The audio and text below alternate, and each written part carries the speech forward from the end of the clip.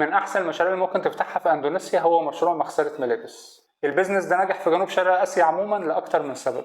اولا الجو الاستوائي، الامطار ممكن تستمر طول اليوم وبالساعات، وفي الجو ده الشمس ما بتطلعش لفتره كفايه تكفي ان الهدوم تنشف، وده بيخلي غسيل الملابس مشكله لاغلب ستات البيوت، وبالذات في موسم الامطار اللي ممكن يستمر لغايه 6 شهور.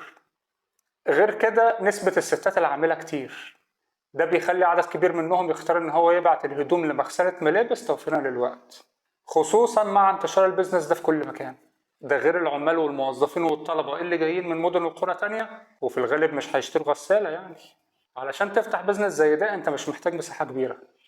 ده مثال لمغسله انا صورتها. زي ما انتم شايفين هو حاطط 4 غسالات وفوقيهم 4 مجفف، عامل غسالتين 7 كيلو وغسالتين 10 كيلو. تحتاج بقى ادوات بسيطه كده تساعدك في الشغل، زي ستاند تحط عليه الهدوم، مكان للكوي، صناديق بلاستيك، علب منظفات، وميزان لانك هتحاسب العميل بالوزن. بالنسبه للارباح الحساب بيكون بالكيلو، بتوزن الهدوم والعميل بيدفع على كل كيلو. في اماكن في جاكرتا سعر الكيلو ممكن يوصل $1.25، واقل حاجه 3 كيلو. مكان تاني الكيلو $0.50، واقل حاجه 2 كيلو. السعر هنا بيختلف حسب المنطقة اللي انت فاتح البيزنس فيها، هل هي منطقة شعبية ولا لا.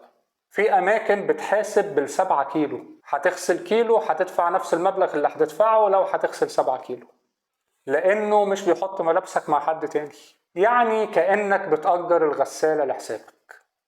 دي اسعار الغسيل بس. لسه بقى في اسعار التجفيف والكوي، بيكون في خصم طبعا لما العميل بيطلب غسيل وكوي او غسيل وتجفيف او غسيل وتجفيف وكوي.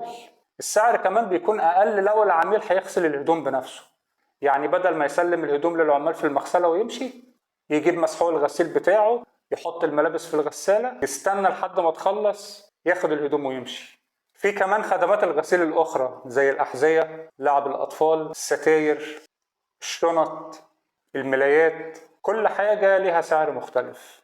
بالنسبة للتكلفة أنا لما دورت على النت لقيت إن سعر الغسالات دي بيتراوح من 600 ل $900، يعني نقول متوسط $3000 للغسالات. بالنسبة للمجفف سعر الأربعة $1800، هتزود عليهم الإيجار، المية، الكهرباء، ومرتبات الموظفين.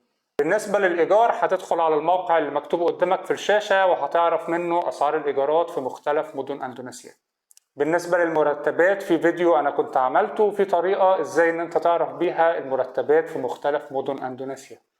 أهم حاجة تاخد بالك منها قبل ما تأجر المحل، تتأكد إن في مية، وتتأكد إن عداد الكهرباء يكفي لتشغيل الغسالات والمجفف، لأن الكهرباء في أندونيسيا نظام شرايح، يعني عداد الكهرباء بيكون لحد أقصى ممكن يشغل عدد معين من الأجهزة. فلو عداد الكهرباء ما يستحملش ان هو يشغل الاجهزه دي كلها هتضطر ان انت تغيره، يا اما صاحب المكان هو اللي يغير العداد او انت اللي هتدفع وتغير العداد. طبعا النقطه دي بالاتفاق ما بينك وما بين صاحب المكان. ده كان فيديو سريع خفيف، قلت ان انا اقول لكم البيزنس ده عامل ازاي، كاني بعمل لكم دراسه جدوى صغيره. ما تنسوش اللايك والشير، الناس اللي هي ما اشتركتش في القناه تشترك، واشوفكم فيديو جديد ان شاء الله، والسلام عليكم ورحمه الله وبركاته.